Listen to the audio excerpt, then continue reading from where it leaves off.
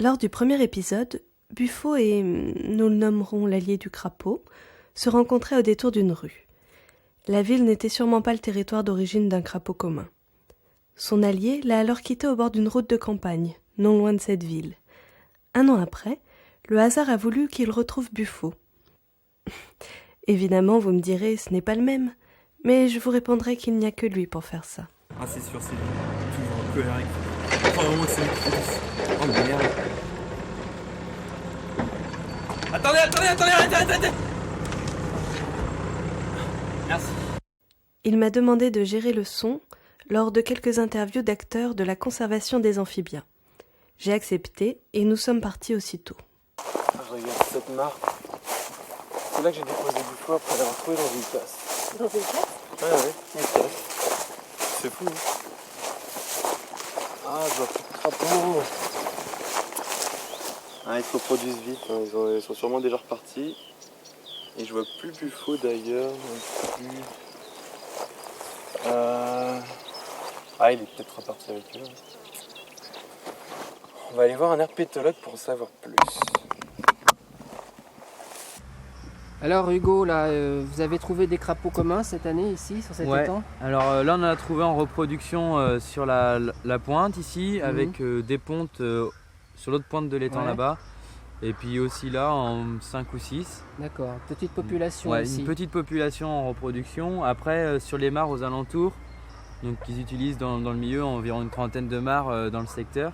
Donc là, la mare juste dans le pré par exemple, on a vu jusqu'à une centaine de crapauds en reproduction. Donc après, il y a aussi les bois qu'elles utilisent, là, par exemple par là-bas, pour les périodes d'hivernage et les haies. Donc un secteur de bocage qui est bien utilisé par Oui, en fait, ils ont crapauds, toutes les unités paysagères nécessaires pour accomplir leur cycle biologique. Voilà. Quoi. D'accord. Et on n'a pas de très grosse population parce qu'on a plutôt un réseau de mares. Voilà. Et en fait, tout ce réseau est occupé par les crapauds au printemps. À peu près à quelle époque là ? Là ici on peut commencer à les voir en période de reproduction en février. Les pontes, nous on les a vus dans cet étang vers la fin mars en fait. D'accord. Donc on a affaire en fait à une espèce qui est relativement commune, bien répandue, puisqu'on la trouve de la zone méditerranéenne jusque dans le sud de la Scandinavie, est qualifiée de commune chez nous, hein, la liste rouge de l'IUCN, mais le crapaud commun comme étant une espèce à préoccupation mineure. Alors je pense que c'est vrai qu'elle a sans doute moins de problèmes que d'autres espèces d'amphibiens qui sont beaucoup plus menacées, mais c'est vrai aussi que le crapaud commun rencontre des difficultés. Les routes peuvent provoquer l'écrasement de milliers de crapauds et mettre à mal certaines populations. Les produits phytosanitaires que l'on retrouve dans l'eau, évidemment, contribuent aussi à affaiblir des populations. Le changement global, les changements climatiques actuels, on a affaire à des animaux qui sont à température variable, qui ont besoin d'humidité, donc des animaux qui sont particulièrement sensibles à toute modification climatique actuelle et à venir. Donc toutes ces causes-là font qu'elles s'ajoutent les unes aux autres et font que même d'une espèce commune, on peut avoir des extinctions de population, on peut avoir des régressions importantes de population localement. Et si on ne suit pas les populations, on peut très bien ne pas s'en rendre compte. Donc ça montre qu'il faut aussi s'intéresser à ces espèces, même qualifiées de relativement banales encore dans nos régions. Tu crois qu'il est vraiment parti ? Qui ? Buffo. T'as entendu l'herpéto qui disait que le crapaud dépendait de plusieurs milieux. Mais le problème, c'est que les milieux sont pas super en forme, quoi. Plus de 50% des... Allez, arrête avec cette caméra. De toute façon, ça paraîtra pas dans le film. Tu m'écoutes au moins ? Ouais. Bon, 50% des zones humides disparues ces 50 dernières années. Ça fait mal, hein. Et puis les forêts qui semblent augmenter, mais il faut voir ce qu'ils appellent forêt. L'herpétologue m'a aussi parlé d'un champignon qui apparemment se transmettrait quand les gens vont de mare en mare. C'est le Batrachochytrium. Et du coup, même les naturalistes peuvent le transmettre. Et ce champignon est fatal pour les amphibiens. Enfin, il peut décimer des populations entières. Un truc de fou, quoi. Allez, arrête avec cette caméra. Alors pouvez-vous nous expliquer, nous donner des conseils pour une bonne gestion de forêt? Alors la bonne gestion forestière, c'est une gestion qui maintenant intègre totalement la prise en compte de la biodiversité. La forêt, ce n'est pas seulement qu'une société d'arbres, qui sont les éléments les plus dominants, mais c'est à côté des arbres, des milieux naturels associés, qui sont le biotope d'une multitude d'espèces animales et végétales. Les chaînes trophiques en forêt sont extrêmement complexes, on en apprend tous les jours. Et ce que l'on essaye d'intégrer dans la gestion quotidienne, d'une manière très très simple, c'est la prise en compte de ces différents éléments-là. Par exemple, conserver des arbres morts ou à cavité, conserver le lierre qui est le meilleur ami de l'arbre, contrairement à ce qu'on a dit pendant très longtemps.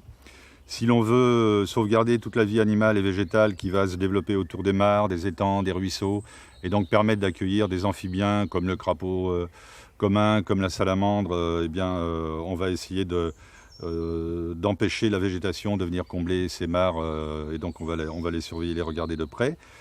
C'est essayer d'avoir un peuplement avec un maximum d'essences différentes et faire en sorte que l'écologie et l'économie soient réconciliées. Le forestier n'a pas besoin d'être un très bon naturaliste. Par contre, s'il veut avoir une forêt en bon état biologique, il va tenir compte justement de ces éléments-là. Il aura une forêt qui sera à la fois productive en vie, animale et végétale, et une forêt qui sera productive en matériaux bois. Donc c'est une gestion très simple finalement. On n'a pas besoin de révolutionner les pratiques de la sylviculture. On a besoin d'améliorer, d'apprendre et d'écouter un petit peu ce que peuvent nous apporter les naturalistes. Et petit à petit faire en sorte aussi que les forestiers deviennent aussi un petit peu dans la mentalité et dans l'esprit, eux également un petit peu naturalistes. Voilà, c'est lier les deux aspects. La forêt est un milieu vivant, on ne peut pas séparer la faune, la flore des arbres ni du rôle économique que l'on attend d'un peuplement.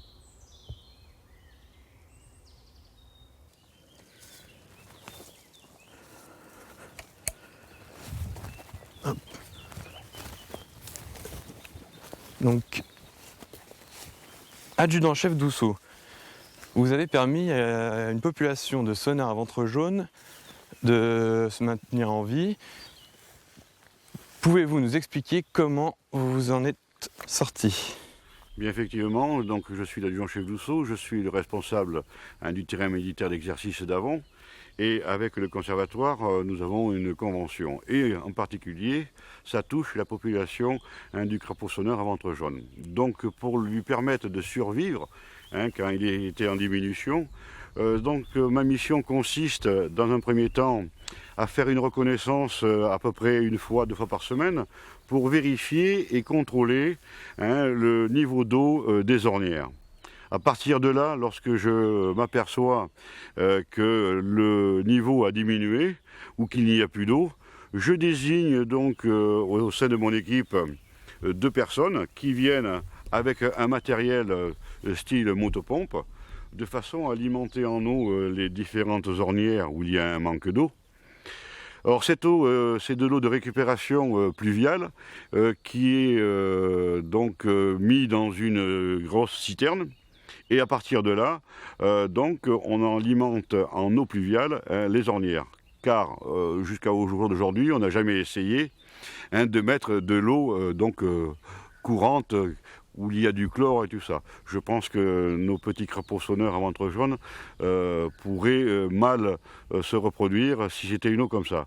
Donc on s'aperçoit effectivement que plus il y a d'eau, le crapaud sonneur se reproduit plus facilement.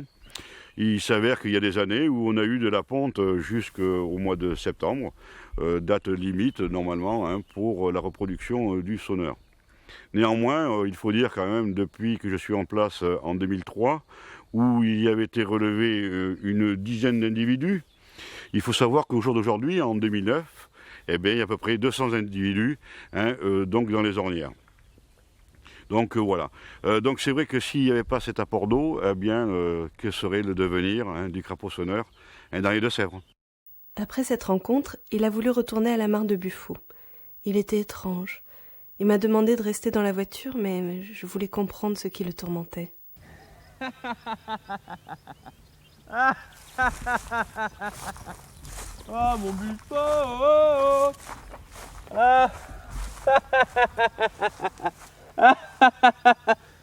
Tu te rends compte? On en arrive à un point tel qu'on est obligé de lutter pathétiquement pour préserver une population.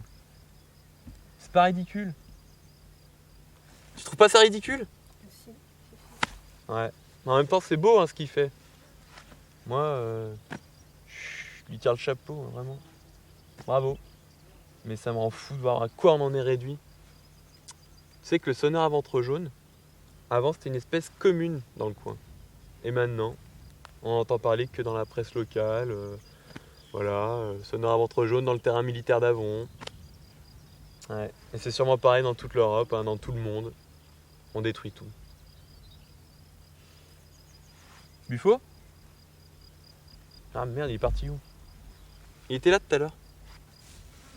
Bon. Allez, on va filmer un agriculteur. Durant le trajet, il resta silencieux, plus qu'habituellement. Je ne comprenais plus vraiment ce qu'il guidait, mais je le suivais, souhaitant l'aider et le comprendre. D'accord, donc vous êtes conscient quand même des méfaits de certains intrants. C'est une question? Oui. Alors, les méfaits de certains intrants, les méfaits des herbicides et des produits, bien sûr que tout le monde, je pense, aurait envie de produire sans engrais, sans produits chimiques, ne serait-ce que pour des raisons de coût, parce que il y a des coûts relativement importants. Il n'empêche que sur un plan économique, les deux systèmes se défendent, hein, les systèmes en bio se défendent, les systèmes conventionnels aussi. Moi je suis dans un compromis qui me paraît acceptable. C'est vrai que quand on est en conventionnel comme moi, par exemple l'utilisation des herbicides, c'est quelque chose de... Bon, même si on culpabilise un petit peu parce que c'est effectivement des produits chimiques, ça évite quand même des interventions mécaniques et manuelles qui sont relativement importantes. Et je peux vous montrer par exemple dans quelques petits secteurs de la parcelle où les herbicides n'ont pas atteint le sol, où il n'y a pas eu d'herbicide, où en fait il y a toute une panoplie de plantes indésirables, de mauvaises herbes qui concurrencent largement le tournesol. Alors bien sûr, je pourrais intervenir manuellement ou mécaniquement, mais ça demande beaucoup de temps. Bon, voilà, je crois que les deux, j'ai trouvé ce compromis et j'en suis plutôt satisfait. Buffo? Je sais pas pourquoi je l'appelle, il me répond jamais de toute façon. Ah si, il est là. On est allé voir un agriculteur. Il y avait des champs partout. Tu m'étonnes que tu n'aies plus de corridor pour te promener. Bientôt, de toute façon, il n'y aura que des routes, des champs cultivés et des villes, bien sûr. Fini les forêts, fini les zones humides. Nous entrons dans l'ère de la piscine traitée et du tronc en béton armé.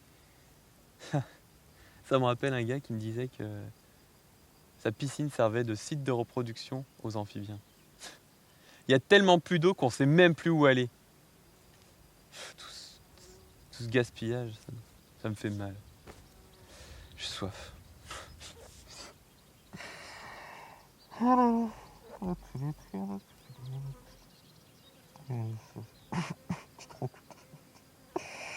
Merde! Toujours plus de profit, moins de soucis. Mais est-ce que le bio pourra nous sauver? J'ai peur que non. J'ai peur qu'on ne puisse pas nourrir tout le monde. J'ai peur que l'homme ne s'arrête qu'à la rencontre d'une autre ville. De toute façon, il a de respect que pour l'homme. Et encore, je sais même pas s'il a de respect pour lui-même. Faut voir la merde dans laquelle il se fout avec toutes ces conneries. La vie est belle, hein? Pas pour celui qui te côtoie, ni pour celui qui vient. Bonhomme. Je vais pas à me plaindre, et pourtant, ça me fait mal de vous voir dans ce trou d'eau créé par l'homme pour se donner bonne conscience ou pour le plaisir. Ou pour nourrir son bétail, bien sûr, qui finira dans nos assiettes. Tout ce bétail pour qui on a cultivé des hectares et des hectares. Super. On ne peut pas se contenter de ce qu'on a. On en veut toujours plus. Il y a un moment, il faut s'arrêter. Je sais qu'on peut ne plus avoir d'impact, mais quelque chose qui va plus là. Je suis pas fou, hein. Il y a quelque chose qui va pas. Il faut. Bon, allez. Je lui ai promis de le suivre jusqu'au bout. Je ne pouvais pas le lâcher maintenant. Il avait besoin de moi et son aventure m'intriguait vraiment. On a retrouvé un médiateur du développement durable dans une petite salle de réunion. La population humaine est très importante et s'étend beaucoup.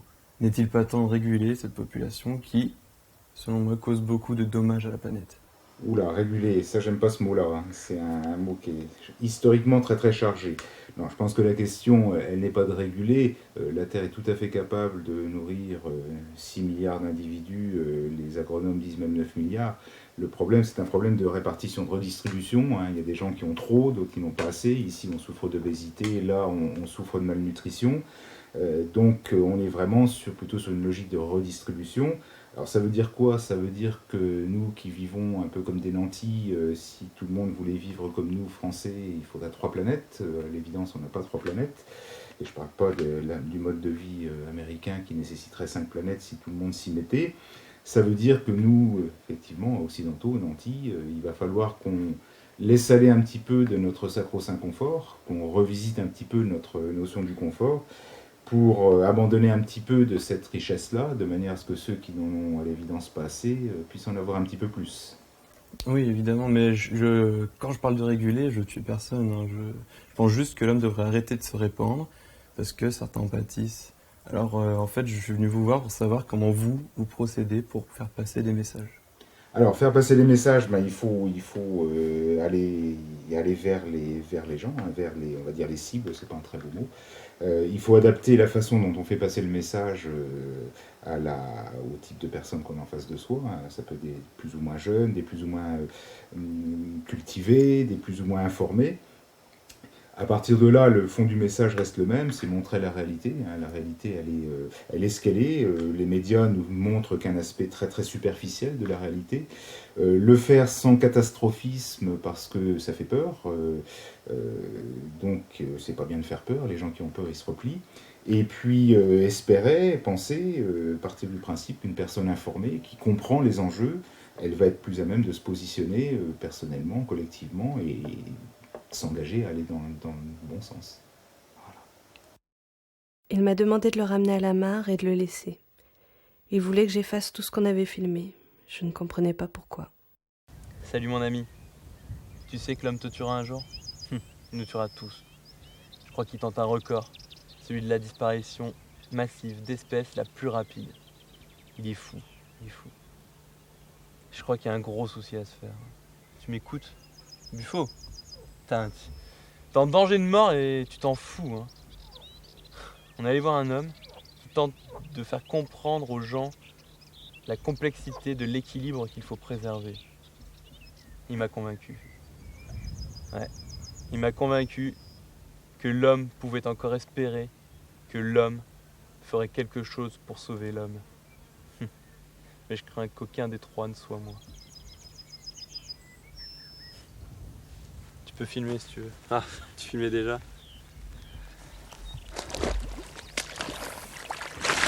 Pour vivre ou mourir, je veux être un crapaud! Je l'ai abandonné là, à sa demande. Cette histoire peut vous paraître folle, mais je tenais à vous la conter, telle que je l'ai vécue.